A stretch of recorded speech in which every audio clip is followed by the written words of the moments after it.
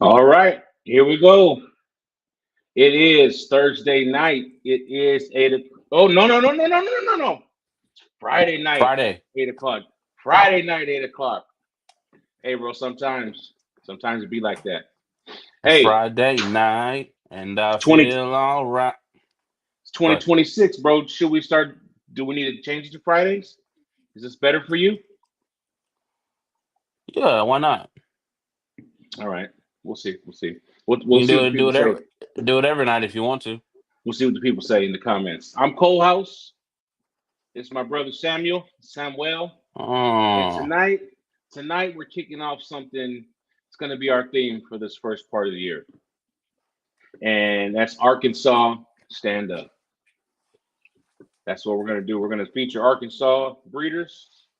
We're going to show you guys why this is a place to be looking at, a place to be watching. A lot of people here doing it right, doing it on a high level, and we're gonna showcase them. Tonight we yeah. got one of those people. You ready, bro? Mm, yeah.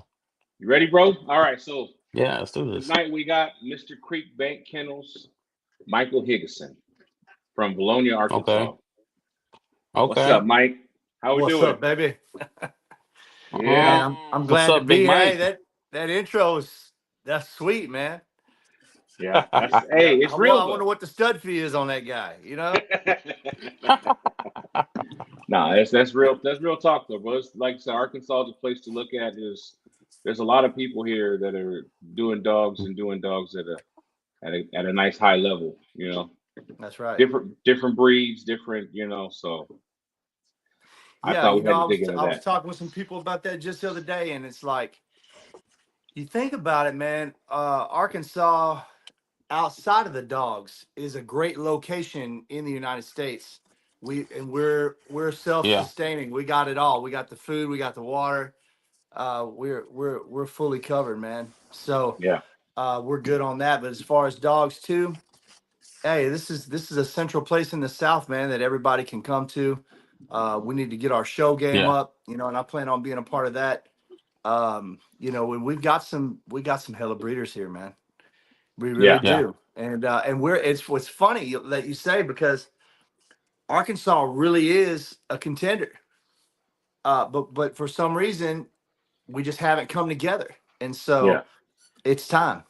It is time. It's high time. That's It's what we say time. here. It's high time. Oh It's yeah. high time. I, Yeah, I, I Yeah. like that. I like yeah. that. But Yeah. like I said, we've always just kind of stuck to our oldies, and we've done a little bit of American Bulldog kind of stuff that overlaps. But like I said, I feel like it's really time to just put Arkansas forward as much as we can. Right. And yeah, and I'm glad you to be the first one, bro. Um, Me too. in our talking this week, I find that we really have a lot in common. You know what I mean? Facts. Um, and it's no surprise that we both wind up, loving dogs, having dogs. But if you Hold want, on. I Time would out. love. Go ahead. Acknowledge the hello real quick, please. Thank you. Oh, what's up, Court? Oh, what's up, Courtney? I All did. I right. put it up there. That's acknowledgement. All right. All right. That's my baby, just so you know. Okay, we're good. And All right. what's happening, Joe? We got John on here. All right, we got some people. We got our people. Oh, here we go. What up, John? Hey, Anita. This is our aunt And right here. Nita. Happy New Year's. Yeah, she watches faithfully. She really encourages us, and yeah, it's appreciated for real. But I want to start where we kind of usually start with people, and that's at the beginning, like where your dog life started. How'd you get into dogs? And you know what I mean? Why the American Bully? That type of stuff. Yeah, okay. So I actually I've always wanted to get into the breeding side of dogs. Been a dog guy all my life. Never was there a part of my life I didn't have dogs all around me. I've always worked with handling dogs.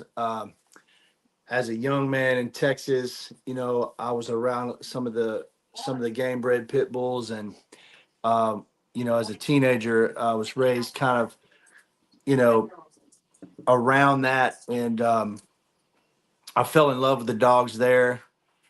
I like a muscled up dog, like a big dog. Um, when I decided I wanted to finally pursue breeding as an adult, I really did my homework. I'm a big research guy, so I didn't just dive into it. Um, Trying to do it right, man. Spent some time digging around in a few breeds, narrowed it down to my top 5 dogs that I care enough about to invest my life in like that. What were they? It Hold was on. Where was the oldie at? the oldie was in there. Oldie's in my top 5. I got to tell you. Okay. Right on. So I liked the Cane Corso. I liked the Presa Canario. I liked the Dogo Argentino, the American Bully, and the Oldie. Those were my 5. When I got down to splitting hairs, I had a lot of trouble picking between those breeds. Yeah. And the reason why it came down, my final cuts down to the top 3 was the Cane, the Dogo, and the Bully. And what had me choose the Bully was they have the look. They're powerful, muscled up genetic dogs. But they don't have the prey drive. They don't have the temperament issues. You run the risk, and it's not a shot at the Dogo or the Cane Corso, but they're very territorial dogs, very powerful. If they've been peeking at you from inside their fence and you've been talking shit outside the fence, and they Come on now. finally get out of that fence They and get a might hold come of out you, and see you. Yeah. you got a problem on your hands. You got a problem. Your neighbor might not even be able to get away from them. And so, and that's okay in a protection world, right? Yeah. But as a breeder, I wanted a dog that looked the part, but was a little easier to deal with. Yeah. And the American Bully XL is what I chose. Yeah. Yeah. I I now when I made that decision, I started getting online. I started combing through the internet, trying to find somebody that was speaking truths, trying to find somebody that could educate me, and take me to a level where I feel like I knew enough about our breed to get into breeding them. And I went on, had a few stops along the way on that. I found my way to QBN Kennel. Raul Fagundes, my guy. Pretty early on, I guess that was about 5 years ago or so, and dove in, realized like, hey man, dude's talking real good. He's obviously got a medical background because he gets deep with it, man. And started realizing that, in my opinion, he was talking some good stuff. So I got the notebooks out, started taking a bunch of notes, started fact checking what he was saying, and then I was like, oh man, dude, he's the real deal. And Yeah. and in that moment, I really couldn't believe he was giving the game away like he was. I mean, he's an open book, man. He's trying to educate. That's his whole thing. And so I really dove in as a fan with QBN, and really got to know them guys over there. Started getting involved in their lives and things like that. Um, and then I won a raffle, won a trip down there. Got to put my hands on the dogs. Um, and became a part of the QBN family. Wound up getting my first dog from there, and my second, and the first bully. yeah. And man, just stayed in the fan, stayed educating, man, stayed learning. Um, I was probably 2 years in before I got a dog of just educating. I like that. And I like that a lot. I really took my time with it, man. I didn't want to jump the gun. And then when I decided I was ready to get a dog, I wanted to pay homage to the OG, man, to Yoda. You know what I'm Mm-hmm. saying? The guy that where I really cut my teeth, where I really feel like I learned what I know. So I started there, and I guess it was another 2.5 years later. He called me up one day. He said, "Man, I can't think of a better person that I'd rather have beside me on the show." So now I'm the co-host on QBN Kennel every Monday night at 8 o'clock, and really enjoyed educating the community, man, and being a part of that with him. He's my mentor. He's also my friend. I love doing the show. About a little over a year, well, almost 2 years ago now, I met Caleb Weddle and Caleb and Nakaya. Great people from Alabama. I got a big family in Alabama, and met their whole Tuesday night Bully Talk crew. I started jumping on, co-hosting with them. I was coming on as a rover like once a month. Yeah. When they moved to StreamYard here a few months ago, and they could have as many hosts as they want. Yeah. I started hosting every week with them, and Yeah. love them guys over there too. They do a lot like y'all do. They have guests as often as they can, and shine light on what other people are doing in the community and stuff like that. And it's kind of different worlds from one platform to the other, but I really enjoy both. I Yeah. really do. Yeah. And like I had told you on the phone, Excuse me. whenever I started diving into the education of the breed, I really was just trying to get caught up, right? Because I felt like I didn't know enough to be a breeder. And I Yeah. spent 2 years doing that. I really had my head down. Get up early on the weekends like I'm going to work, sit in the kitchen with the notebook and take notes and watch videos. I spent somewhere between 4 and 6 hours a day watching videos, writing down, taking notes with Raul's material. He's got over 500 videos, Oh educational yeah. videos on A YouTube, bunch. and Yeah. yeah, and I've watched them all. And so, yeah, and then I said, you know what, I'm ready to go to a show. I've always had my heart wrapped around the show. Hadn't ever had a whole lot of experience doing it, but always had one eye on it. Really, really interested in it. So I finally worked up the courage to go and see what's exactly going on. Felt like I was prepared to talk dogs, and got there and got around some folks and realized that the education that I had worked so hard for kind of took me to a higher level than I realized. Yeah. And I felt like I put myself in a pretty good position to be a breeder then. So Yeah. Yeah. Yeah. That's, yeah, bro, that's in a different breed, in a different lane, very similar art, very similar. You know what I mean? Because I'm a nerd too, like that. Like you and I'm I are not both diggers, ain't we? I'm not gonna open my mouth. I'm not even gonna ask the question until I have a pretty good idea what your answer is gonna be. You know what I That's mean? right. That's So right. it was a lot of learning, a lot of just trying to find whatever I could, whatever we could on our breed. And at the time it wasn't very much, but the stuff that we did find, um, well, first of all, I watched QBN for more than my wife Long wants time. to. My wife be like, that guy again. You know what I mean? Like, yeah, yeah, yeah, yeah, Yeah. yeah. Love my pups. I learned a lot from him too.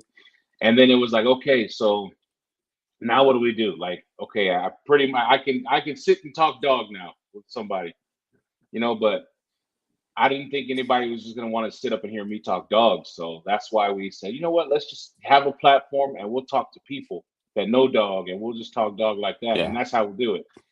So that's what we did, and then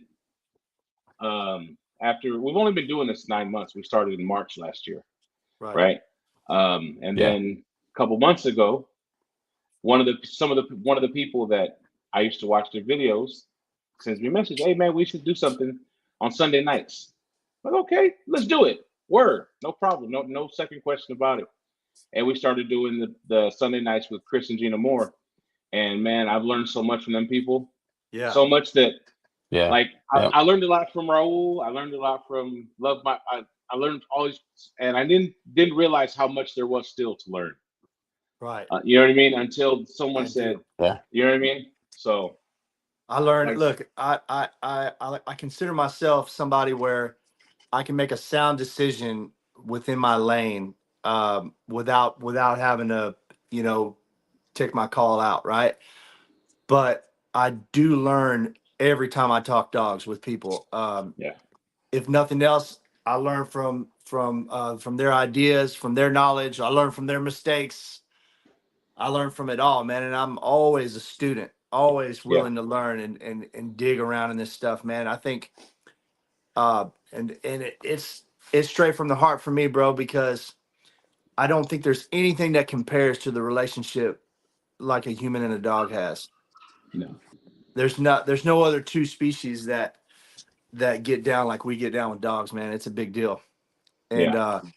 and people ask me, you raise these puppies and you spend all this time with them, and how could you let them How go? can you let him go? Yeah, yeah, yeah, yeah, And yeah. I my get that and all the my time. whole thing is like, I think what dogs have done for my life, Yeah, and to that's my favorite part. provide that for somebody else, I feel good about that.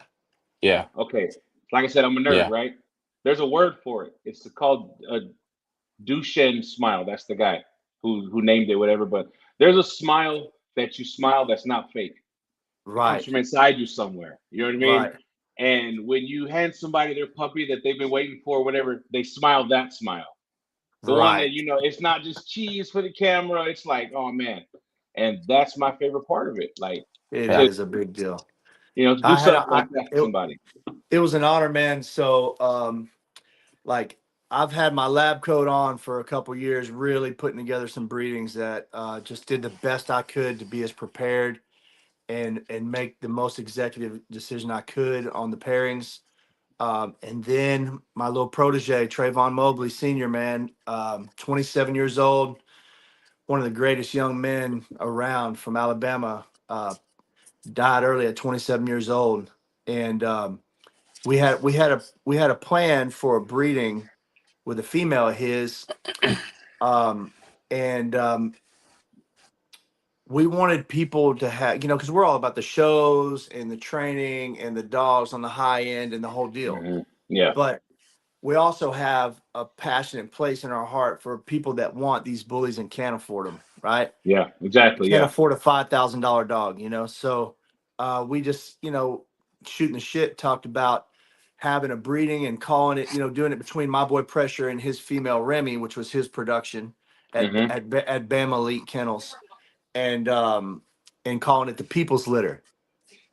And when he passed away, his wife informed me that he had dogs from his programs going in different places, but Remy was his baby, Okay. and that was his baby girl. So he had told her that he wanted me to inherit her.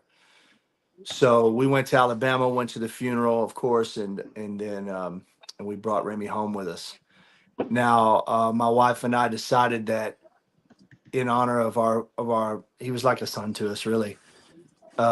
My little protege, man. We would do the breeding that him and I had talked about. We called it the People's Litter, and we were really, they turned out to be great quality pups. They were very, very consistent, but we just really weren't focused around breeders, more of a pet home litter. Yeah. And we Right. cut the price down. We cut the price down in half at least, um, and I was honored, man, because I got to carry out that vision for my partner, man. And also, we had three veterans, two autistic kids, two ex-cons, and two suicide survivors that got puppies from us out of that litter, which was our vision for it. And that's just the way it worked out. And so it was my first breeding as a kennel, and it wasn't the maximum of what I feel like we can do. It was only the beginning, but it was an honor to be a part of that. Yeah. And there's one of my buddies there. Hey, one Hmm. of our buddies, I should say. Yeah. Yeah. That's one of the puppies too, right? Yes, sir. Yeah. Yep. That's little Stella. Yeah. There we go. Yep. Yeah. She had 11. They had 11 pups, and you can put them all side by side. You just about can't pick them apart. They all look the same. That That, same beautiful champagne lilac right there. Um, it was a great thing, man. And that's one of the retired veterans right there. yeah. And Right on. so, yeah, it was just a real honor, man, to be able to carry it out like we had planned, like me and my partner had planned. And it really felt like a real family move. Um, and I had my head up high behind that, man. I really did. Yeah. And now it's time to put the lab coat back on, dive back in. We just had another litter. They're 11 or 12 days old today. Born on the 20th. Yeah. And Yep. they're amazing, man. Beautiful Yeah. pups. Like I was talking to the guy that was the stud owner of the breeding, and he's in South Carolina, and he was just telling me, man, my guy Peter Storber, he said, golly, he said, we really did something on this litter. Hey, bro, And, that one with the blue collar, mm, yes, sir. that sucker's wide already. Yeah. I'm telling you. And look, like this is what's crazy. Mm. So from there, this was a big litter as well, and from one end of the litter to the other, they weren't but about, I think, 3 ounces difference from the biggest to the smallest. Yeah, on an 11 pup litter. So Wow. they were Hey, very consistent. so I'm weird, right? That's And some things I that's read them and consistency. Yeah. I hear them in a voice, and all I could hear was right here. This comment was Hopping Bob. Tell him about the gun line, boss. When Adam Field says, "Tell him about the hot sauce, boss." Adam, what's up, my brother? Well, I'll tell you what. Me and Adam Fields and Trayvon Mobley, that I was just talking to y'all about, we won a raffle trip. So here's what happened. They actually, I think I answered first, but I jumped the gun. I got so excited. And what it was, there were 16 videos, and there was a random question asked from each video. And so it was 16 questions, one from each video, and you had to submit the answers correctly to all 16 questions and be the first one to do it to win a trip to Texas, all at Raul's expense, to come to the queue and this whole deal, right? Mm. And him and I and Trayvon Mobley just about had a 3-way tie, just about. So I answered first, and I didn't know that. I thought I could correct an answer because nobody else had even answered yet. So I answered and then corrected one of my answers, and then before anybody else had even answered behind me, right? And then came Adam and Trayvon. I don't remember which one of those was first. I think it was Adam.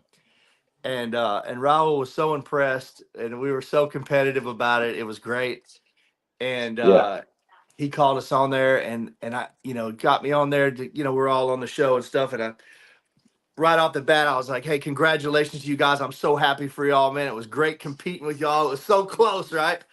And Raul was like, Michael Higgason, man, this is the guy right here. Look at this dude's character, man. He's so happy for y'all. Genuinely, he said, I tell you what I'm gonna do, brother. You're coming down here too, right? Yeah.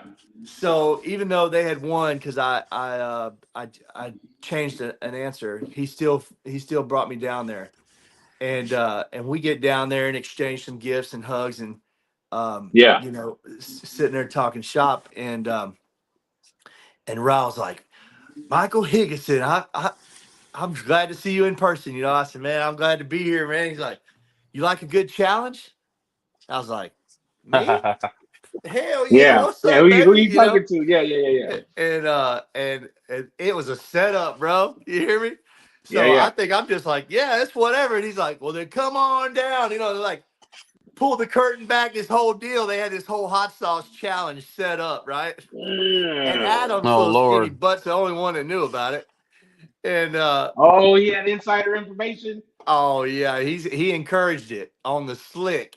The Flag setup, on the huh? play. Setup. Insider trading. Right, right. So we get over there, and I'll never forget it, man. And I don't mind some hot sauce, but all that crazy Scovilles and all, like, I don't get out like that. You know what I'm saying? Yeah. And but I ain't gonna let these youngsters get me. Come on. Come on. Oh, Right. Ah, Right. my wife said, as soon as she found out there was a challenge, she said, "Oh, I know when they didn't tell me he was at the hospital, I know he won it." You know what I'm saying? Yeah. Yeah. But Yeah. anyway, we get over there, and this hot sauce is called Elijah's Extreme Regret. And it was dangerous, dude. One little bitty drop will give you the hiccups. You know what I mean? And I think Hey. it was like 800,000 Scovilles, or almost a million Scovilles. It was pretty serious. Anyway, and y'all have to go see the video sometime. We went way too far. Elijah's what regret?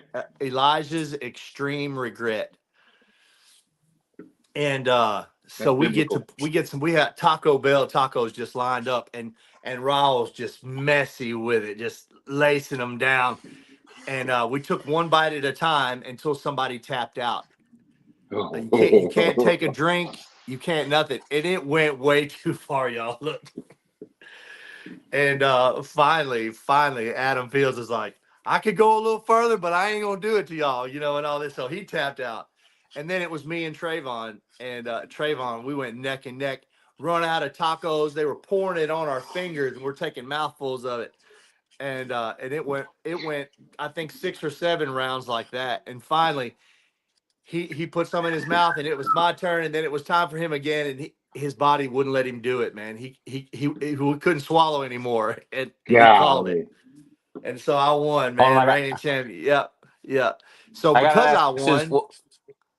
because I won, they had to put on a Yeah. thong and a hula Oh skirt Lord. and the Oh, I'd rather coconuts and the hula death by hat. hot sauce. Yeah. Death by hot sauce. Nope. And then they Yeah. got up there and danced the hula on the heels up there. It was great, man. Yeah, yeah, Wait. yeah, Yeah. yeah. Oh man, that was good How was times. how was it coming out though? How was it Oh, coming dude, out? we went to a restaurant called Papacitas after that and had some Mexican food, and I drank Because milk. why not, right? Why not? And Because I why had 2 not? big old glasses of milk right off the bat, and it still come out like fire, dude. Man, ooh-wee. Man, it was Man. Woo-wee. bad. Adam Fields says that you got the mentor, the protege roles reversed. Right. Hey, I'm gonna tell you something. There's some truth to that. He was like a son to me, but there's a lot he taught me. That's a fact. That young man, he had the best temperament, dude, the best personality that a dude can have. Yeah. You couldn't gas him up, you couldn't get him out of character. He was always smiling, always positive, no matter what. And there's something to learn in that for all of us. Yeah, man. Man, Yeah. he was Yeah. great. Yeah, Yeah. I'll never forget. I told a story not long ago, but we were I was working the night shift hauling asphalt for Rogers Group up here. You know, I drive a dump truck. You know that, but your brother may not. And I'm pissed off because I'm working the night shift. You know, I just worked days the day before, and now I ain't been off all that long. Went home and took a little power nap. Now I'm working nights. And you know, dump trucks really not made to run at night like that, man. They ain't lit up good enough to be safe and all that, backing up and on the road doing this at night. Yeah. And I'm pissed off about it. I called Trevor and I'm boohooing about it. I'm like, man, I just worked now. I'm on nights. I got all night with this crap, and then tomorrow night. And then he's like, don't worry, brother, don't worry. We're gonna use it as an opportunity. I'm like, what are you talking about? He's like, we're gonna study these genetics. Yep. Mm-hmm. We're gonna study these color charts and learn this stuff together. So I'm gonna bounce one off you, and you bounce it off me, and we'll do it till we get it down. He said, I'm gonna stay up all night with you.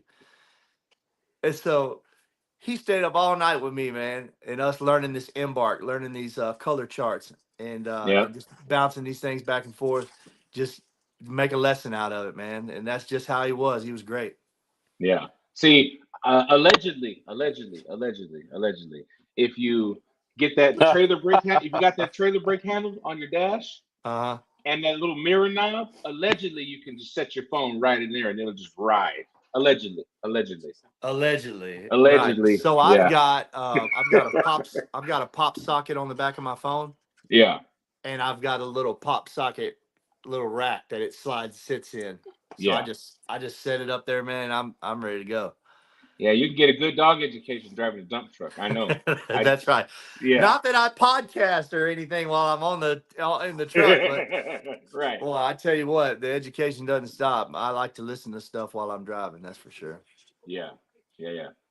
The more I wasn't around whatever to meet Trayvon, but a lot of people have a lot of high things to say about him. So That's my beautiful wife commenting right there. yeah. Yep, Yeah. he is the reason we got into confirmation shows. Yeah.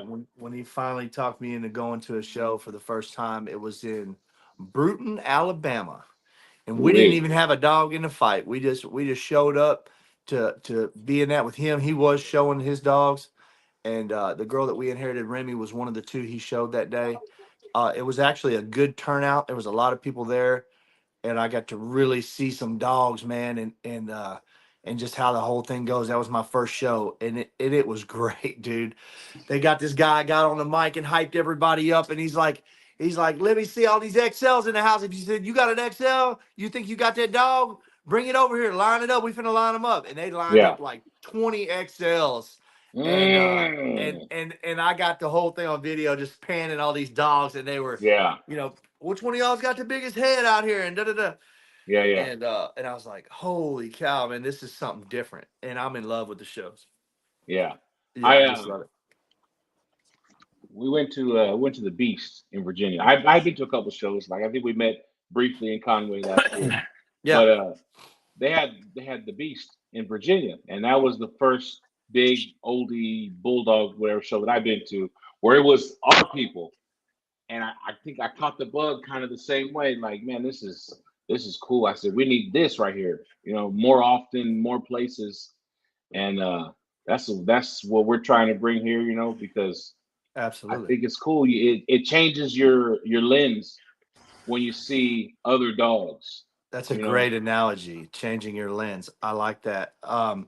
It's exactly what it does. I always say it calibrates, right? It calibrates me to like the pulse of the community. Like what is a good dog? What does it look like? Right? yeah, Because you get online and you shop around and you get lost in people's marketing and different things and oh man, this dog right here and this whole litter show quality and blah blah blah. And then and you're like, yeah, this guy, look at the whole litter. yeah, Not the whole he's litter. yeah. Not the whole litter. Yeah, the whole litter, right? Yeah, And then you get, this guy's got 1 million followers and blah blah blah. And he's like, well, he's gotta be telling the truth. And then you learn, you go to the shows, you're like, where are they at? Oh, they're not here, bud. right, Yeah, yeah, right. they're hiding online with these dogs. And the thing about it is, you think your dog's good, and then you get into the show and you get to see really where your dog's at and where the competition's at and where the top Yeah, of the food chain's Yeah. at. And as a breeder, you Yeah. get to calibrate and reset and say, okay, we don't have enough of this. We got too much of that. We need to yeah, tighten up this, and I think that's really the main theme of showing for me is I love the competition. I love training the dogs, getting them ready and going and competing. But I love to look at what I'm up against as a breeder and be objective and see what I'm missing. yeah, yeah. Adam Field says they got something coming up in Alabama the 14th of Yeah. March. Adam, is that Big Band show or is that something else? He'll tell me in a minute. But Yeah, friend of but yeah, ours that I know he's got something coming up too.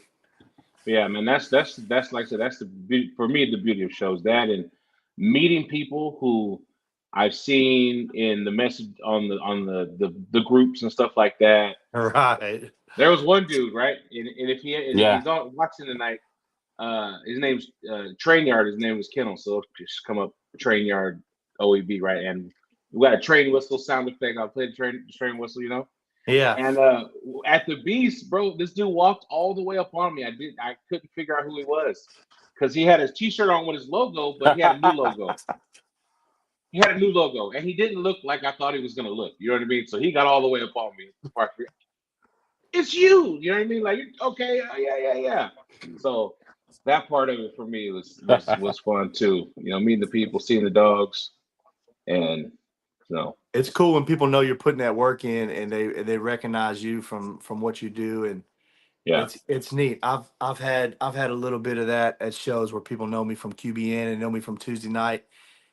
It's neat, man, because it makes me feel like uh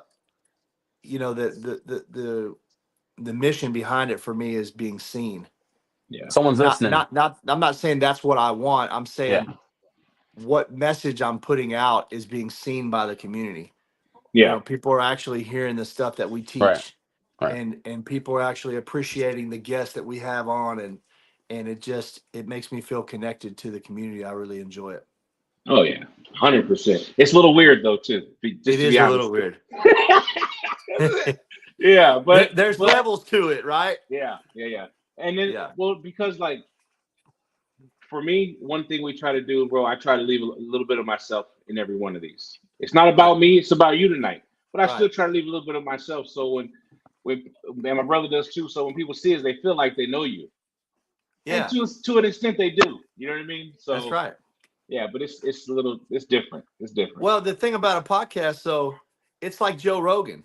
I feel like I know Joe Rogan. You know what I Right, mean? right. Because you get on there and just talk shit for hours so many Yeah, times. yeah, Like I'm one of my things that I've always been good at since I was very young is I can read people real well. I can see a good person in front of me, and yeah, rarely wrong about, my judge of character on somebody. And so if I'm watching somebody talk for hours, I do know them. Yeah. Yeah. Yeah. And Yeah. so, and I can see Yeah. how they are. And I can appreciate that. Yeah. Mm-hmm. Let's see here. Yep. This is this your boy Pressure right here, right? Let's see. So you said you on this breeding that you did, you went into the lab, you put the lab coat on. I did.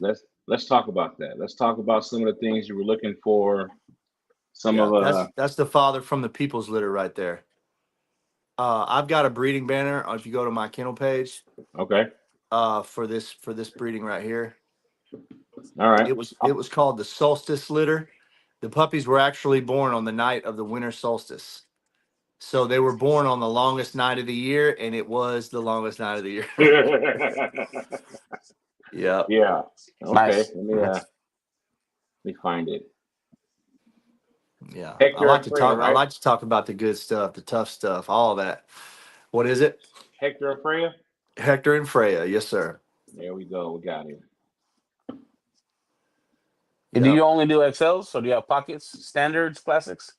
I have a standard female. She's barely above a pocket, and I'm down with all the classes. Um, right now, I Right on. prefer XLs, but anything when it comes to pocket, standard, and XL, I have a lot of respect from both, and may dibble dabble in all three at some point. This is Mm. an XL breeding, but the male is a standard, and the female, my female Freya, is an XL. But I'll explain to you why I did that. Please do. Okay. I mean, I know, but please do. Yeah. So I feel like, much as you can see in this picture, she's a beautiful female. She's a beautiful blue color. Her dad is one of the biggest, cleanest XLs of that size that I've ever seen. His name was Buff the Stuff. He's about 140 pounds. He's got tight skin. He had a 28-inch head. He was a Oh, monster. wait. And she kind of had his phenotype. Um, so whenever I put these together, I know as an XL breeder that, and it's not unanimous, right? But generally speaking, XLs are missing a little bit of breed type that we need to better our class. Yeah. When you look at the pockets and you look at the standards, and then you look at the XLs, uh, a, um, an XL is supposed to be a standard only taller, but it's not, right? No. And as you can see, just looking at the male and female here, they're built different. Yeah. Not So just as a an different XL size head, breeder, different huh, type. yes. So as an XL breeder, one of my goals is to bring that breed type up from the smaller classes into the XL world, and picking my dogs and my keepers in order um, to peter out the mastiff influence. And for people that don't know, when they put together our breed, the XLs have a piece of the gene pool that the smaller classes don't, and that came from the Mastiff mainly. And the Mastiff was the worst thing that could have ever been done to the American Bully. It narrowed the rear. It made the rear Mm-hmm. tall and narrow. So when you look at a bully from the back with that massive influence, it looks like a lion from the rear, narrow and lanky, right? We got the stiff stifles from the Mastiff. We also got the loose skin from the Mastiff, um, and some other things. So in order to bring that breed type up, we had to try to peter out those Mastiff traits, that Mastiff influence. So I'm looking for dogs that don't have it. I'm looking for dogs in the smaller classes. I can bring their breed type up, and I'm looking for a female that's able to allow me to do that based on what she has genetically, right? So Embark's a big deal for me. All my dogs are embarked, and I'm a big fan. There are other ways to genetic test a dog, but I think the community needs to get to an embark level before we go further down that road, right? It's a good place to start. It's That makes easy. They're sense. Yeah. like $120 a test, You Mm-hmm. know, it's a valuable tool to be able to see what's under the hood, Yeah, right? and When you buy a the car, website. you pop the hood, right? Yeah, and the website's easy to see all It your dogs and all that. It's, it is, and when you get yeah. a Navigate and profile, everything. Yeah. yeah, and when you get a profile, you know, every dog you have is under that profile. So you just scan through and pick your dogs and look at their stuff, you know, and you can compare different things. And then, so I was looking for a dog that I could look at the Embark. There is a hormone called the IGF-1 that is body size hormone. Humans have it too, Growth. Yeah. Yep. but the IGF-1, there's for the dogs, there's only three different things that they can be in the IGF-1. They can be II. The II is smaller, and that actually is a bulldog influence. So all your dogs are probably II in the oldies. They might have an NI in there somewhere, but probably most of your dogs are mostly II. Then there's the NI, which is intermediate in size. It can produce dog of its size, smaller than its size, and bigger than its size. It's kind of the middle ground. And then there's NN, which means the dog can outproduce itself not only in size but in girth and head and muscle and everything else. It can produce a larger version of itself, right? Yeah. Depending on who that dog is bred with. So my female Freya, she's an NN. So what I was looking for, and it was harder to find than I thought, was a standard male in the standard class, which is the next size down, right? With an N. I wanted a standard male that was an NN, because that means so that's one piece of the puzzle I was really looking for, a very pertinent piece to the puzzle. The other thing was I wanted the female that I was going to be breeding to this said male. I wanted her to have a very low COI, right? And just to explain to people a little bit about that, just to give you a little bit better understanding than just throwing some name at you that you don't know. COI stands for coefficient of inbreeding. And what that is, that percentage shows you how line bred or outcrossed that the dog is, right? So the higher the Yeah. COI, the higher the homozygosity within the genes, within the chromosomes, which means the blood is tighter. If the homozygosity is high, the COI is high and the blood is tighter. If the COI is low, then there's more heterozygosity and unmatching pairs within the chromosomes, and that means the dog is outcrossed, right? So I got an outcrossed female with a very low COI, so that she was very impressionable. So that the male that I put into her, I picked a line bred male, and her COI is a 9, which is a very low COI, and his COI is a 26. And so who I It's way chose, up Hector. there. What's that? You cut out. What That's a was high that? number, 26. It is. And I learned in doing this that the acceptable range of COI is different per class, and it's different per breed as well. So like for the pocket class, having a COI of like 40 is not high. You'll never see an XL with a Mm. COI of 40. That's out of our range because we have a bigger gene pool. But some of the breeds that have been together longer and Mm-hmm. some of the breeds that have smaller gene pools, they have higher COIs at times when they're line bred. But for Yeah. the XL, 26 is a good high number. It's a good line bred number. Not too high, but on the higher end of the good side. Yeah. But before I chose him, right, I was looking for an NN standard. I was looking for a high COI, so he would trump the litter with her because hers is so low. And I Yeah. chose her because I knew that she's got clean structure from QBN. She's a beautiful dog. She's not going to hurt anything at all. She's 104 pounds on an empty stomach, and she's 21 and a half inches tall, so she's a big girl. And she's got that NN in the IGF-1. So I know she is the perfect vessel to take the dog that I need to put with her and make bigger versions of that stud. Yeah. She's the perfect tool for that. She's a carrier. And yeah. And so the way I did it, I spent almost 2 years, long before, as soon as I got her, before she was anywhere near ready. I started putting dogs in that title spot, and started bouncing it around, comparing the under the hood, really trying to figure out, is this the dog for her? Is this the dog to carry on what I'm trying to bring in? The traits that I'm bringing in that the XL class really needs. I needed more head. I needed more bone mass. I needed to shorten the muzzle, right? Something we really need in the XLs is shorten the muzzle. And I'm looking for things that are uncompromisable for me, which is like the rear mechanics of a dog. To me, is non-negotiable. I want good rear angulation. I want a good top line. I want a good front upper arm. I want four chests. I want that good breed type. I want that good skull shape with a nice steep stop. Come on, A yeah. good crown on the head. A good neck, that bull neck, good all that. And so I went through, I think, 7 dogs, and pushed one dog out of the title spot there after another, until I got to this man right here, Hector El Oso, BMBZ, Peter Stoiber's Hector El Oso.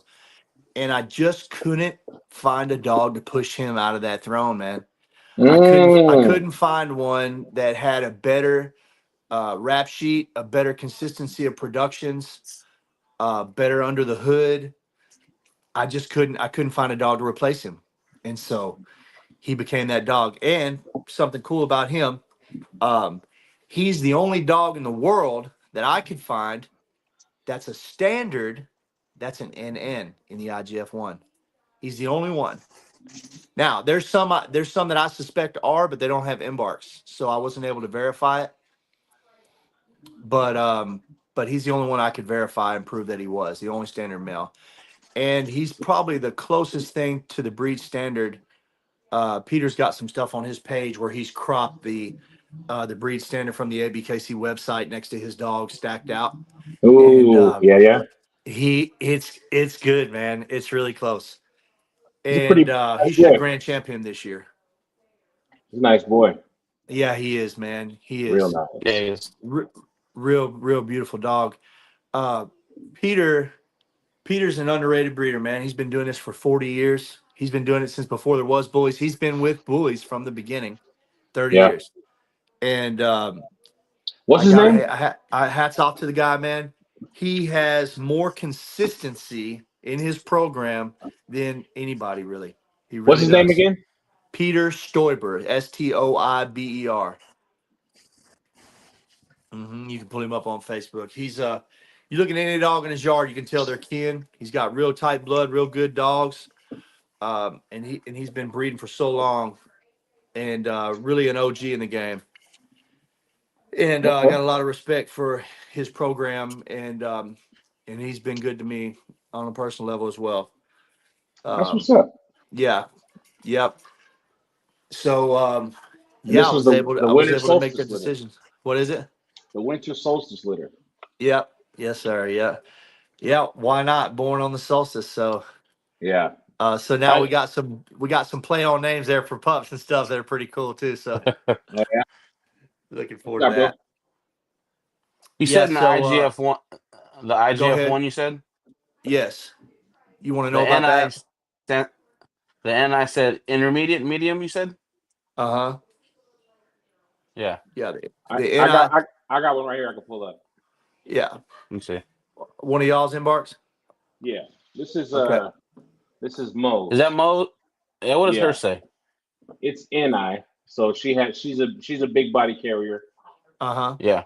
And That's what I this thought it stuff, said. it's a good tool, but like especially when you get into the predicted adult weight, those things be off. I haven't had one without that. But Okay. So let me tell y'all this. There are certain things about Embark that everybody knows is going to be off. Weight is the main one. Yeah. You're going to be at least 20 pounds off. Yeah, on because this weight. girl's 105 pounds, so And what did they say she was? 75. Yeah, it's Yeah. always at least 20 pounds off. And I don't know why they haven't. I don't know why that's always off, but it always has been with them on that. Yeah. I definitely don't go by the weight with them. Yeah. And I'm gonna have to dig on this stuff now that I'm looking at it, because okay, we got the NI, right, which explains, the larger offspring, right? Right. But all these other ones that say larger, I'm wondering what exactly they. They're different hormones that are identified. They're markers or in parentheses there, but Yeah. the main one that affects what we're looking for here is the IGF-1. Yeah. So go to your color genetics you have on there too, right? So you Yeah. scroll Up up. top. Oh wait, you should have muzzle length too. Oh yeah. I On bet body. I almost guarantee your dog is AA in the muzzle. It might be AC. Yeah. AC. Yeah. Okay. Yeah. AC. So it's a short muzzle gene carrier. Okay. The A is the short. Uh-huh. Yep. Okay. And if it was a full blown short muzzle gene, then it would It'd be be double capital A. A, capital A. Yeah. And otherwise it would be medium to long muzzle. There wouldn't be any A's. Okay. And I will also have short muzzle gene carriers on this right here, which is a good thing. All right, let's go up. Where's your color? Right here. Oh, okay. So this color stuff is cool to learn. Scroll down just a little more. Other way. I'm sorry. Scroll back up. Right there. Okay. So the E is your.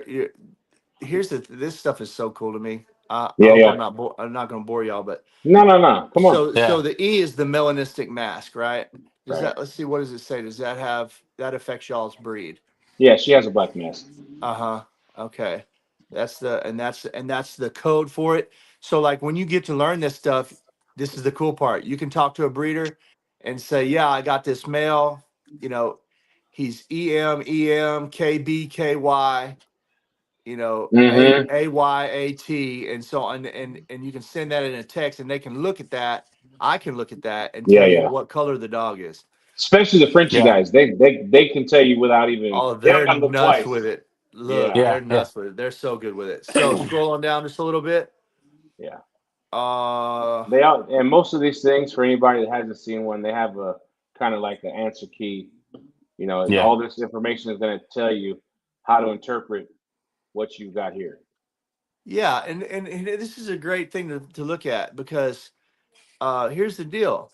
If most breeders don't breed for color, but color matters, right? So you don't want Ooh, to sacrifice. don't say that too loud, bro. These oldie people will be like, they'll come after you. Be like, That's don't. fine. Hey, look, I'm tough. I'm tough. Yeah, So people breed for breed type, but color is important, right? I like things that catch my eye. I can't help it. I know I don't breed for color, but I Yeah. do factor color in. For example, if I got two dogs that of each equal stature, I'm gonna pick There the you one go. that's got Yes. prettier color, right? Right. Right. Yeah. So when you're in the lab, right, like we are now, and Mm-hmm. and you're picking if you have lateral options, let's say, and you're gonna pick the one with a better color. But by looking at the dog's embark, you could tell what color that will make with your female, right? Yep. What it'll do with the brindle that you have, what it'll do, right? So right here in the K locus where it says locus means Mm-hmm. location. Yep. So this is a genetic location. And the KBKY, the B in that stands for black. Dominant black. Yeah. Right. So if you just had KY, then so remember that the K is always tied to the A, Mm-hmm. right? So if you have a B here, it can get in the way in what's in the A locus. So scroll down just a little bit to the A. Okay. Okay, right there. So you have AY. That means you have no tan points. Right. Okay. If the dog had tan points, it'd be ATAT. AT. Mm-hmm. If it could be ATAY, which could lead to it being a tri-carrier. Tri-carrier. Yeah. But if it's ATAY and then up above in the K, it's KBKY like this right here, then it could be a ghost tri. Yeah. You're not. Yeah. She's had some. Because she's got the gene right here Yeah. to do that.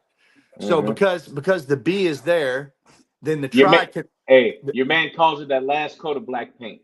That's right. Hey, look, and that's the best. That's the best way to think about it Yeah. because you have a hair follicle that gets covered in dominant colors, right? Mm-hmm. And if black is in there, it's going to cover. It's going to trump.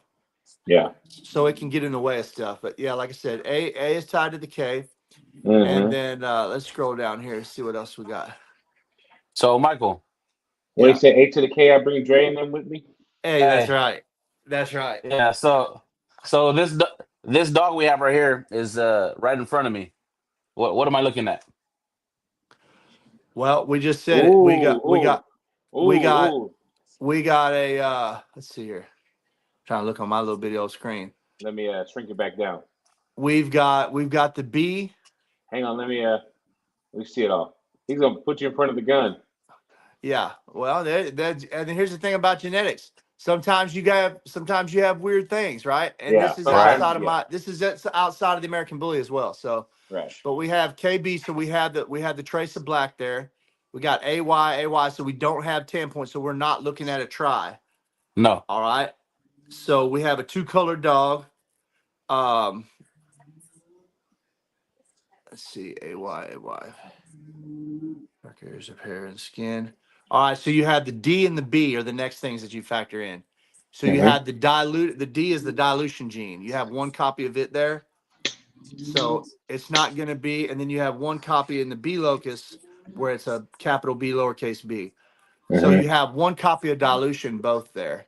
Yeah. So it's not a black dog. It's not a chocolate dog. It's got to be a little lighter than that. Yeah. Okay. Hey, Okay. this is fun. This is fun. I like this. Yeah. Let's see here. You're not wrong yet. The 10 points is not expressed. Right. Um, Raul's got this really cool thing too. It's a cheater, but it's a color chart and it's got like a maze has a path. It has Yeah. the paths that go. So if you got this and this and this, you only have certain options that can connect to point A to Right. point B to see what you got. Yeah. Let's see. Because Do we when you're done, have I'm gonna flip the camera and I'm gonna show you what I'm so looking at. it's not a Merle. See that? We don't have a Merle gene there. No. Right. No tan is expressed. So you have a No. diluted dog. So you're looking at a lighter colored dog. It's going to have some white on the chest probably. It's going to be a lighter either like a lilac or a lighter chocolate or a blue. If I had to say, Okay. Stop. Before you flip the camera, I gotta say that was really, really good.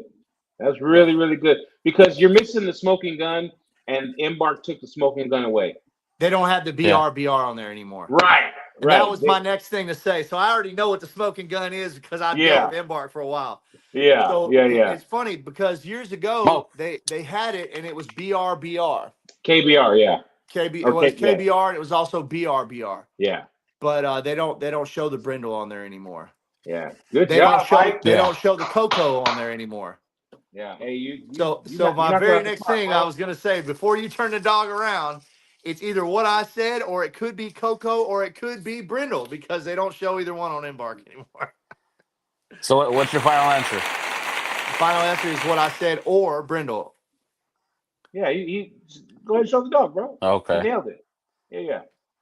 Can I flip the camera from the platform? Let me see.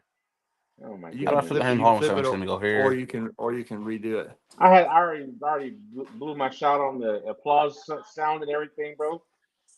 Did you? Amateurs. Dang it. Hold Now, on. better late than Ranked never. Go ahead, amateurs. fire it up. I'm about to. Let me see. I got a Here we picture go. of her. Here we go. Embark has a picture. Click on the profile picture there. Yeah, it's not the best picture in the world, There but you go. No, it's picture's a picture. So not only is it brindle, but it's a diluted brindle, right? yeah, yeah. Because you got We call it the Come lemon on. brindle, but for yeah the you kids got here. yeah that's but yeah but y'all call it lemon brindle.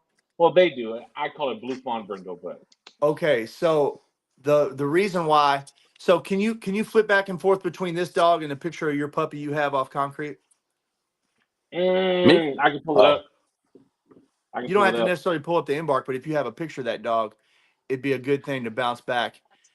So the difference in those two is the dilution. In the Yeah. D and the B locus, you don't have the dilution on that other pup because what did I say? The dilution comes from the diluted brown and the diluted black, right? You have the D and the B. Mm-hmm. That concrete, the father, is chocolate. Yep. Yeah. He's DD in the D locus. He's not. He's capital D in the D locus. I got him as a puppy. Right. So because the dad has got that chocolate, he's got the genes to produce, potentially, depending on what mom is, a brindle that is not diluted. So my guess would be mom is not diluted as well. And if she was, you could still have both in a litter. Say if you had a litter of 10. So there you go. You got a more bold. It's a this is a diluted though, right? No, he's straight. He's fawn. Right. So his, because of the chocolate dad. Like I Yeah. said. Yeah, like I said. So, and now he even a little older than that. He looks a little more. I bet he's darkened up. Yeah. Yeah. He has. Uh-huh. Mhm. Yeah. Oh yeah, And he's way darker. Yeah. what's that? He says way He's darker way now. darker than this now. Yeah. Right. They darken up. Right. Yeah. It's not like all pups Yeah. just about born with pink noses, but they darken up. Yeah. Watch So that pigment come in one dot at a time. so that's the cool thing about Embark right there. So Yeah. if we were shopping and trying to pick a dog for this female or this male or whatever, we could pass these letters back and forth. KBKY, capital D, lowercase d. Okay, so um, seeing if the tan points are going to be expressed or not, we can figure all that out. And then if there's things that we want that we don't have, we can bounce that between the dam or the sire that we're breeding to see if they have the traits that we can. So can we bring in try to at least get some tri carriers out of this? And then those tri carriers, we can make our keepers and then breed them to a full blown tri. And then we have tries and tri carriers in that next generation. So these are the way that you bring in traits. Yeah. But the first thing I think, the first thing that we would talk about in that instance would be this page. This stuff here. This is the good stuff. You know So what I mean? this is when you see all that green right there, that's a good thing. Yeah. So you have Because genetic markers that this is where you see the threats of the dog. These clear results. All this green right here is great to see. Yeah. In the American Bully, we have genetic markers that pop up that have never affected one single American Bully, but it's a Yeah. red flag on the Embark. Yeah. Yeah. And just about every bully has it. Not every single one, but just about all of them. And that is, it used to be CRD4 was one that everybody was talking about. Oh, the dog's got CRD4. You don't want 2 copies of that, and da da da. And I think some things like that are what people are scared of with Embark, right? Because to me, I've had this debate a lot. There's no leg to stand on to justify not spending $120 to be able to look at everything we just looked at with your dog. Yeah. Yeah. To know why it's marked like it is, what it's got on the hood, what it can produce. Yeah. It's $120. Yeah. The dogs are thousands and thousands of dollars, and you can see what you got and what it's capable of producing with an Embark for $120. It's worth it. And you could potentially dodge a bullet. That's right. Here's an example. If a dog, let's say your female has one copy of some type of myopathy, some type of cancer gene, right? Yeah. Well, that one- Ataxia. Okay. Well, now that's a good thing. We'll get to that too. Hold that thought with ataxia. So one copy of that cancer gene is not a threat to the puppies. I just have to make sure if my female has that the male does not have another copy of that same myopathy. If he does not, then the puppies, some will be carriers, some will be nothing, but none of them will be at risk. And do But your if I- darndest to make sure your keeper's clear. Right. So if I just blindly breed her to a male and he has a copy that she has, well, now the whole litter could die of cancer. And so this is one reason why hey, it's better to know what you have and because you can easily sidestep that and make, it's no threat. That one copy is no threat. No threat to her, no threat to the puppies. But just like, yeah, we're good. Breed to whoever. And then he's got it. And now a year later, you got people calling you, hey, my puppy's in the hospital. Hey, this has happened. This, like you got a 15 pup litter and every one of them wants their money back and they're mad. They're, talking all this trash and all that. And all you could have done was embark the litter and see what was going on. Embark the father before you bred him to your female, things like that. It's Yeah. worth it, man. Yeah. Mm-hmm. And that's just one example. But I think what happens is people don't like to admit it, y'all, but they've embarked a dog somewhere along the way and it wasn't all green like yours just was. And they're like, oh, no one can ever see this. No, we haven't embarked our dog. Nah, bro, we don't really mess with embark because they're scared to discuss the results. And they read it and they still don't understand it. They don't know what they're looking at. There And you go. they want to hide it. Yeah. There's things that pop up that are not a threat. For example, that cancer gene is not a threat. It's only one copy of it. Yeah. It's just certain things, and so that's something that Raul takes pride in, educating people on stuff like that, and that's where I learn what I know, and I'm a believer in it, man. I really And am. some stuff kind of is what it is too, based on the breed. Like I was talking about, I have dachshunds, and the IVDD, I've never seen a clean one. I still haven't. You know what I mean? Yeah, They're short dogs with long backs, and that's their biggest. If you look at them, it takes you half a second to realize what this dog's biggest risk factor is, and right. that's the gene for it. So what are you That's gonna right. do? You want to okay? Then you can fix it if you know what I Shorten the mean? dogs. Then it's not a Yeah. Dotson, right? Right. Yeah. So yeah, that's the thing. It's better to know what you're looking at. The other thing is this. So let's say you breed these dogs that I bred. You got Freya was a 9, Hector's a 26. I've seen litters in my own house. My first litter, if you go to the people's litter that I did, there was a 10-point swing in an 11-point litter, 11 pup litter. So 10 point range difference in the COI from one side of the litter to the other.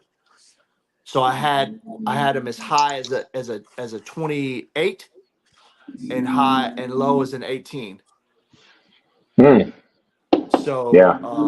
so here's where we go. Come So on. let's say Yeah, yeah. let's say we bred to said male because we brought in some trait that he has, right? And Right. we want to be able to produce that trait in our kennel. Okay. We're dealing in probabilities here. Nothing's a guarantee with genetics, but you want the best probabilities that you can. So say this male's got this monster head and he's got this bone and we bring it in. The puppies look like they got it. They got them. Crazy. Crazy. Crazy. They look great, right? And oh, this one right here catches my eye. And this one looks pretty good, but I'll probably sell him and then you don't even know which one's got what, right? And let's say one of them that you keep has a COI of 18, and then the one that you sell has a COI of 28. Mm. Well, you have sold your highest probability puppy to recreate what dad brought in. And if it's a male, your most potent dog. Most potent dog. Pretty Yeah. potent. That's right. And so you've given away what you did the breeding for and didn't even know it because you picked phenotypically. And that ain't enough right there by itself for you to, I mean, it's like, why would you not want to know? You spent X amount of dollars on this stud credit and brought these traits into your program and then gave them away because you picked with what you're looking at and not what the dog had genetically. Yeah. And you gotta blend the two together, in my opinion. You have to. You have You to. have to. To not would be the equivalent of like I can drive a car, but I have no idea what the parts are. I don't know what they do. Never mind being a mechanic, but just knowing what a starter is. Okay, that you turn the key, that starts the car. You understand how it works. That's right. Or being You a need, person that just knows gas pedal, brake pedal. that's right. Yeah. You got you're much better off to know a little more than that about it. Yeah. And that's the thing, man. Like, you don't want to give away the things same thing the IGF-1, right? My dogs, so in this Freya litter, Freya and Hector are both NN. So the Mhm. entire litter's NN. I know that. So I Male don't have nada. there can't be nothing else. Yeah, They're yeah, gonna be right. they're gonna be NN. They all outproduce dad in the IGF-1. They're gonna look like dad, but they're gonna be a little heavier than him, a little taller than him, a little more muscle than him, a little more head than him. She was the perfect vessel for that, and it seems to be the case. They're very young still, but it appears to be the case that they took on a lot of his traits, and I've seen pictures of him little, and they look like they're going to be a little bit bigger than him On a mom-sized frame, on a basically. mom-sized frame. Yes, sir. So, which is what we were trying to do. But let's say, for the sake of discussion, let's say that I had Freya, who is an NN, and let's say I bred her to a male that's NI. Well, now we have to do a Punnett square and figure out the percentages of how many are going to be NN, how many are going to be NI, right? And break that down. Well, obviously, if say if you're breeding two NNs, let's say, or let's say your dog is II and you're trying to add that mass, so you're looking for an NN dog in a bully, right? Yeah. Well, if your dog's II and they're NN, then they'll all be NI. But if it's offset, if you have some II and NN, Well, then okay, hold up. That's my beef with the Punnett square. Is it leaves you a step short. Because reality is the Punnett square is the way the dice are loaded. But that's every right. puppy is still his own roll of the dice. That's right. You know what I mean? It's not like we split, okay, that's it, 25, 20. No, it's You're okay. looking at probabilities. Yeah. Yeah. It's not a guarantee, but Right. you can but you're loading the dice as best you can. With fours and threes trying to roll sevens. Yeah. Right. Yeah. That's Yeah. right. And so Heck it yeah. doesn't always go as planned, but it increases your probability. And that's Yeah. all you can do as a breeder. When you're dealing with genetics, you can't say, 2 + 2 is 4, Yeah. but you can increase the odds in your favor by checking more of the boxes. Yeah. Yeah. Yeah. Yeah. Absolutely. Mm-hmm. I like this. Yeah. I like the stuff. And also Yeah. like the phenotypical part is important too. Man. Because there's nothing that's going to serve us long term like understanding what we're seeing. Not only that, but aside from what's under the hood, if the phenotypes don't match well, then they're not going to feed off each other well. Yeah, One's going to be trying to correct the other too much. If the yeah, phenotypes don't add up good enough, or you got dogs with competing COIs. yeah, One's an 18, one's a 22. yeah. Well, then you have that issue there. One's an So XL and one's a pocket. Now I understand that he's a pocket.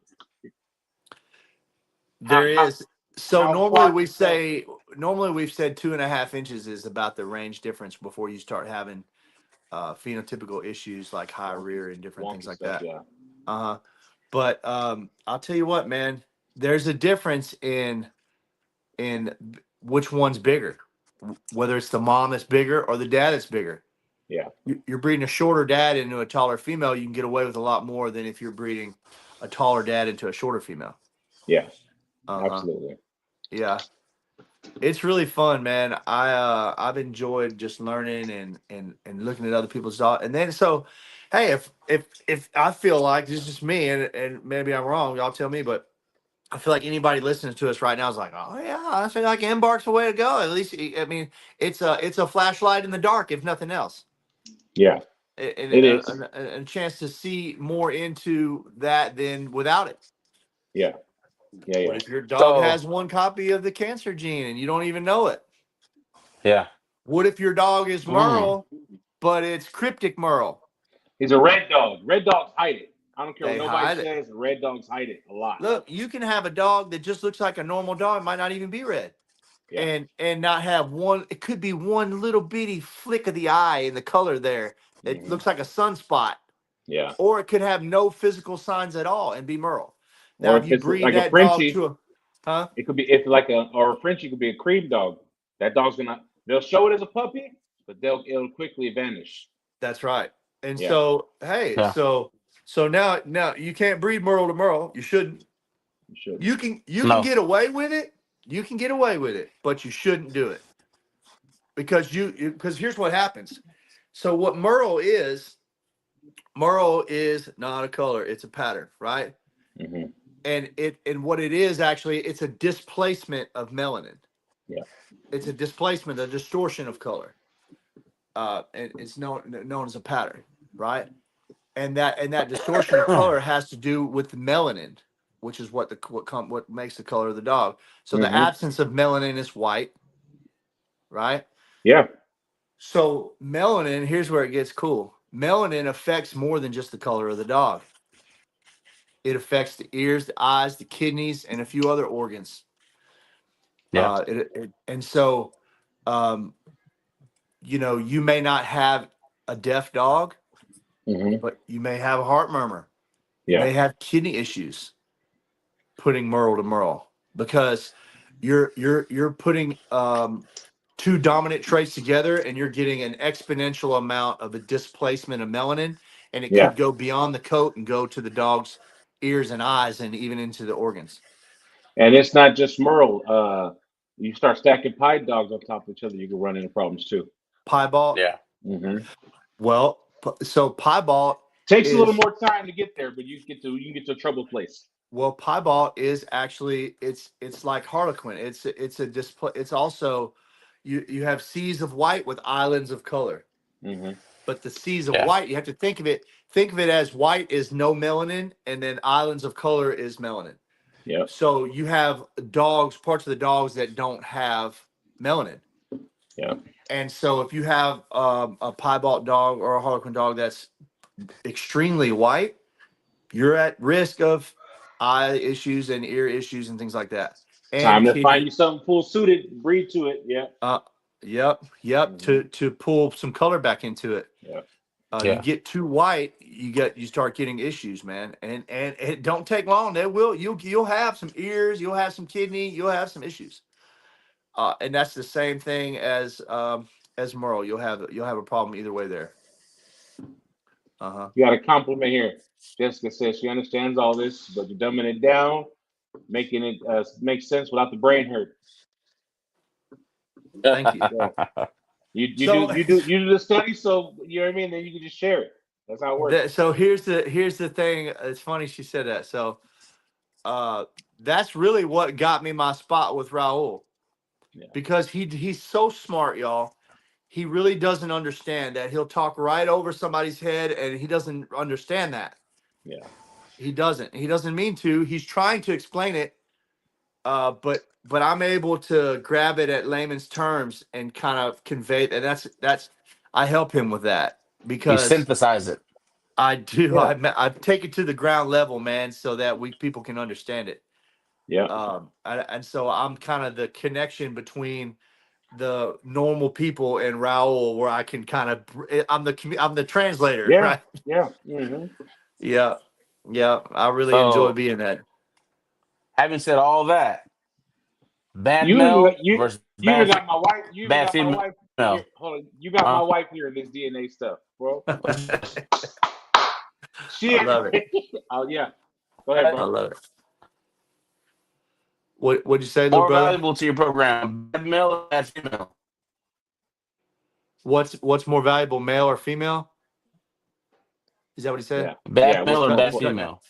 Yeah, he's cutting out a little bit. It said, what's more valuable, male or female? Best male or best female? Okay.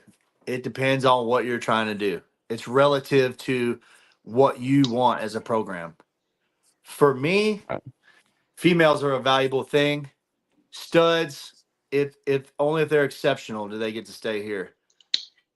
Because I can use a female according to what she is and isn't. Yeah. And I can bring in any stud in the world that I choose to add whatever traits I don't have. Ooh, clip that, StreamYard. Right. So that's the thing. If I have a male and he's this, he's 10 foot tall and bulletproof, and everybody in the world wants a piece of him, well, I can only lose from that. I can gain in stud fees, but I can't add to him necessarily. I've got what I need there, and it's good to have an in-house stud. Yes. Right. So I'm or at your brother's house. Yeah. Yeah, or at your brother's house. So otherwise I'm shipping semen. And we all know if you played the shipping semen game, then you know that dogs always hit their peak of ovulation on Sunday when you can't ship, right? 4th of July. Or holidays, right? 3-day Yeah, weekends. yeah, It's like, come on, are you serious? So it's good to have that in-house stud that you can plan B with, get that backup plan locked in. So I really appreciate having a stud on the camp for that.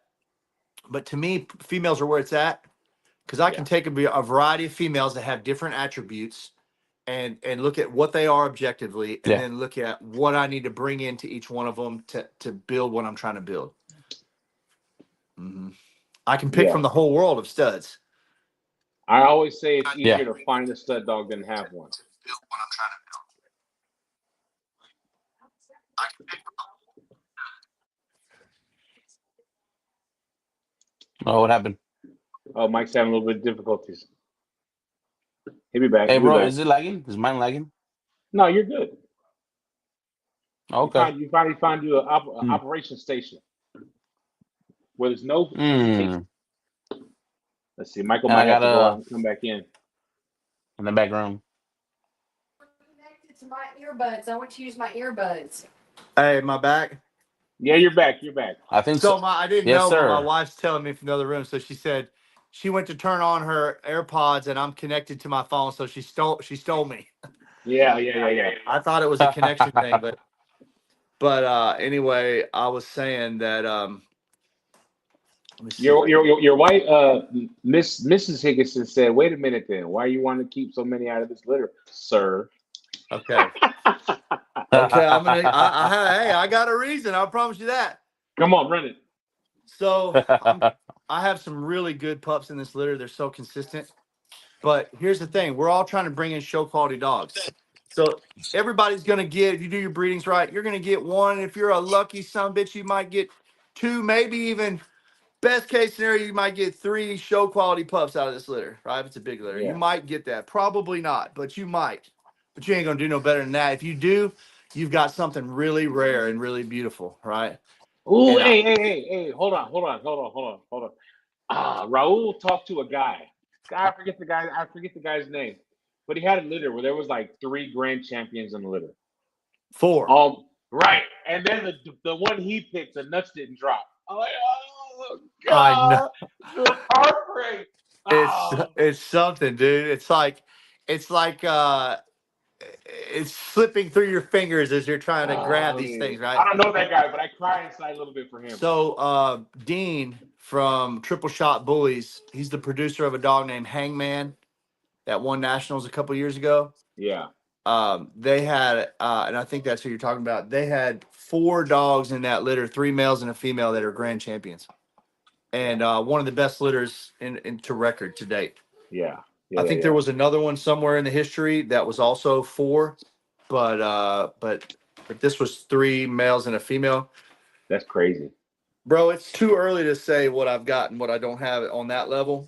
But I will say that out of the 11 pups that were born, that they were from the smallest to the biggest, there weren't 3 ounces apart. And so they're all very, very comparative in size. They're all 4-wheel drive. The skull shape looks great on every one of them. The eye separation, where the ears are placed on the head, the top skull, they all show me a lot of what I'm wanting to see. This is the female right here. My wife wants me to bring up. This is her little baby girl right here. And I love it when they open. look at the bone on her. Yeah. She's got them hams on her. When they open their mouth, how big it is in there. Yeah. It's crazy. Oh man. Yeah. And it's hard to see. She's only 11 days old, but she's got quite the cranium on her. Yeah. She got a thick neck. That's why you can't hardly tell. Big thick neck, that's man. A good problem. Nice short back, short neck, big head, good bone, 4-wheel drive. She's got a nice thick tail. She's a beautiful dog, man. And we can go get any of them, man. And this is the MO of the litter. So we got some big decisions to make. I think we have a really good chance at having some of the best females around in this litter. And so if I'm trying to bring in show qualities, then why would I sell them? If I got 3 or 4 show quality females out of this litter, what am I going to sell them to try to get another one somewhere? I already got it. If I got it, I'm going to keep it. You don't because I'm leave building a fish to program. find fish, right? Did you steal my headset again? Christina. yeah, Oh, no, I can hear you now. Yeah, I said you don't leave fish to find No, fish. I can't hear you again. Really? I can't hear you. Hang on, let me see. I don't know. No, I can hear now. Now you got me? No, I heard your brother, I guess. Let's see here. House. Let Can me, you hear me? Yeah, Let me go I on. can hear you. Let me go into my little settings real Samuel, quick. I can hear you, but I can't hear Colehouse. Hold on, let me jump out and jump back in. I don't know what's going on. No. You're good. You're good.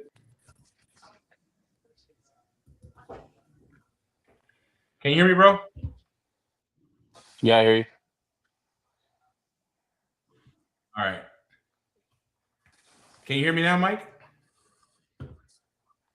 And he looks frozen. Who looks frozen? Mike? Michael looks frozen. Yeah. Mike might be frozen. Mike lives out there in the Komosayamas, way out there in Bologna. In the BFE. What did it say on $1 Million Baby? Between nowhere and goodbye. Oh. Right. I don't know what's Welcome going on to Bologna, there. Leaving Bologna. Yeah, right. Man. That's that other part. We got fiber optic out here, so I don't know what the deal is. It's something to do with pulling in and out of screens. Sometimes it'll do that. Yeah. This is Hyperactive hyperdrive. This is the bear. Hang on, give me 1 second. Let me. There we go. This is Bear. He's a beefed up little dude. Yeah. Good thick hams on him. Yeah. Yep. He's got a nice short back, short neck. If you look at his eye separation, if you look at where the ears are set on the head, the top skull. Not too high. Yep. He's got the neck. Yeah. He's good, man. This is my little boy right here. He's got quite the spread in the front. You see how far apart his feet are in the front. Yeah. Where's the one with the dark blue collar? Yeah. Let me get him. She'll go get That's as wide as a tractor trailer already. Yeah, get Pinky too. Yeah. I'll show y'all a few of them. The whole litter looks great. I got these females, man. So anyway, if I have it, I'm gonna keep it. If it's what I'm looking for, I'm not gonna sell it to one person and then turn around and try to buy it somewhere else when I already have it. That's what I was trying to say. You don't leave fish to find fish. That's right. Right. We're already on the fish. We're gonna be right here. Got fish in the bucket, right? Yeah. Yeah. So the thing about that is on the other side of that, to me, if I have it's about having a tighter gene pool too. So if I have dogs that are very phenotypically similar that are litter mates, oh, this is the one. Yeah, this is the one you like right here. Oh, he's peeing. Hey, we're peeing on camera. Why do I like him a little more for that? You know what I mean? Yeah, right. Hey, I'm true to this. I ain't new to this. I didn't get one drop on me. You know what I'm saying? Hey, come on. Oh, let me get him done here. But let me see that. Yeah. Look at this. They're all yawning for you, Bubba. Yeah. That's my favorite. This is that boy right here. Ooh, his eyes are starting to open. Yeah, they're all starting to open when they're not sleeping. Because they're what, 11 days? That's a couple days early. That's good. It is. Yep. Oh yeah, he's showing off too. Yeah. They won't be. Good spread, good hams. Same thing. Oh, More. he's peeing. We're peeing right now. We're taking a pee break. Huh? Mm-hmm. Yeah. Oh, we're good. All right, buddy. Get it all out of there. Yeah, let's get this. I might take one too. Peeing some more. Yeah. You had to pee, Mama. Pee break. Yeah. All right, I'm gonna need a soapy paper towel. I got it. There you go. Get that up, but That's This one is thing about the red this is collar. little Pinkerton right here. Look, they're all yawning for you. Yeah. This is little Pinky. Oh, nice short back. Big old dome on him. Nice wide muzzle. So let me ask you a question. Let me ask you a question. I got 2 questions. What does the standard say about tail docking in the bullies? We don't dock tails. Is it against the standard? It is. Yeah. Yeah. We don't dock tails in our breed. We crop ears, but we don't dock tails. Yeah. Mm-hmm. My wife says, when do you crop the ears? What age? There are difference of opinions on that, but I'm going to give you mine. Yeah. 6-7 weeks is a great time to do it, because if you're looking at the, yeah, he's got such a short little muzzle on him. They all do. Ooh. Nice short little beak on him. Yeah, he's got a really wide boxy muzzle. It's such a thick. Man, hey, put that one away, bro. I can't put that one away. Yeah, he's a good one. Here, baby. Bring me lime green and we'll call it. But my mail's trying to split back there. But where were we? I was telling you something.